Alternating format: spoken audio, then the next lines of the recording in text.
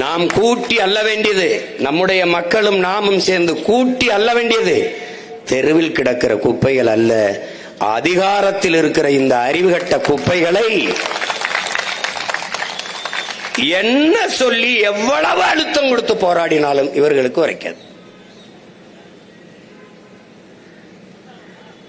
திரும்ப திரும்ப சொல்லுகிறேன், நாம் அதிகாரத்தில் தலைவர்களை தேர்வு செய்து வைப்பதில்லை, தரகர்களை புரோக்கர்களை தேர்வு செய்து வைக்கிறோம். உள்நாட்டு வெளிநாட்டு பெரும் முதலாளிகளுக்கும் சொந்த நாட்டு மக்களுக்கும் இடையே தரகு வேலை பார்ப்பவர்களையே நாம் தலைவர்கள் என்று கருதி கொண்டிருக்கிறோம். அதனாலதான் இவ்வளவு பிரச்சனைகள் தொடர்ந்து நடந்து கொண்டிருக்கு. ஒரு இடத்தில், ஒரு துறையில், ஒரு நிலத்தில், ஒரு களத்தில், எல்லா இடத்திலும் சிக்கல். நம்முடைய தலைவன், வெள்ளைக்காரர்கள் நம்மை அடிமைப்படுத்தி வைத்திருந்தார்கள்,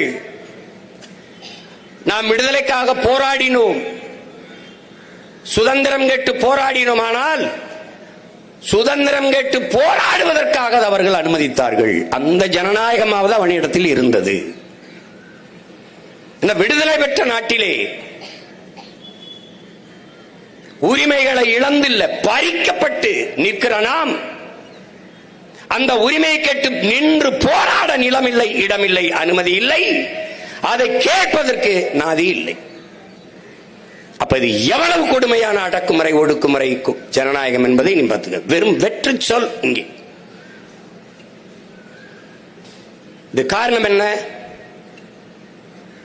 எப்படி ஆனாலும் வாக்குக்கு காசை கொடுத்து வாக்கை வாங்கிவிடலாம் என்கிற அந்த அசைக்க முடியாத நம்பிக்கையில் தான் எந்த மக்களின் பிரச்சனையும் உங்கள் கவனத்தில் எடுப்பதில்லை.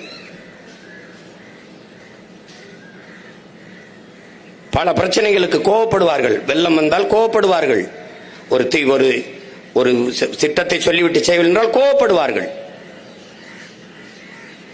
எல்லோரும் மீதி வந்து போராடி விட்டார்கள்.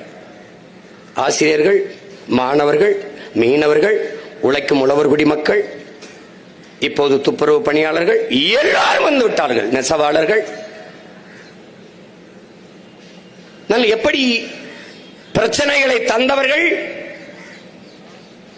அதற்கு காரணமாக இருந்தவர்களை மறுபடியும் அதிகாரத்தில் எப்படி வர முடிகிறது? அப்ப எங்கே தவறு நடக்கிறது? யாருக்குமே ஊழல் பிடிக்கல, யாருக்குமே லஞ்சம் பிடிக்கல. ஆனால் யார் கொடுக்கிறா, யார் வாங்குறா? அப்போ எல்லாருமே சொல்றான் ஊழலை ஒழிக்கணும், லஞ்சத்தை ஒழிக்கணும்னு.